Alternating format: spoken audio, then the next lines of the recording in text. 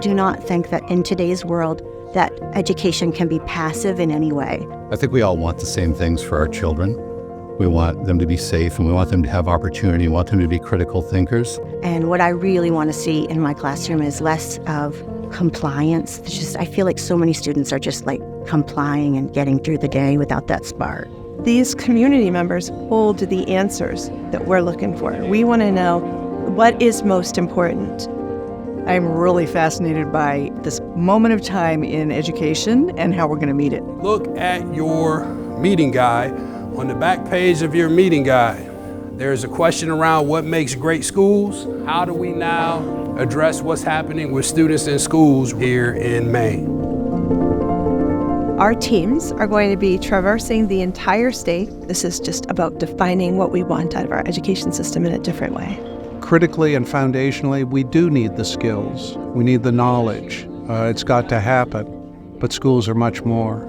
It is the soil in which a community grows. You have churches and you have community organizations and, civic organizations, but in Maine, a lot of times it is the school. It's where we gather. It's where, our most prized parts of life are, right? Our children. You're going to have to work as a team. I can't wait to see what strategy you have, how long. They're the hub. They're the heart of the community. It's such a resource for our communities to grow together.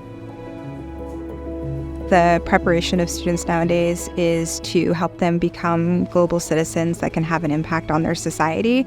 And what better way to do that than to give them a little mini society that is, elementary school, middle school, high school. Those really formative moments happened at school.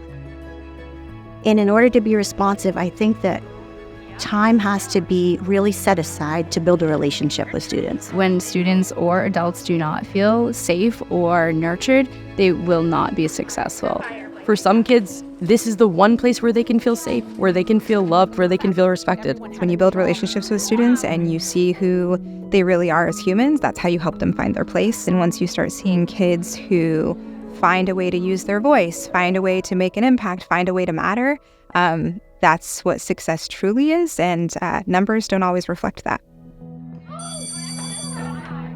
The students who leave our schools are going into their workplaces, and they are going to be confronted with very different challenges and very different activities. And they're going to have to figure out how to move forward with it and how to make changes and solve problems, how to engage with our diversifying population, how to engage with their neighbors. And what I would like for you to do is review what challenges do you foresee for the school systems in being responsive to the information that's on the cards.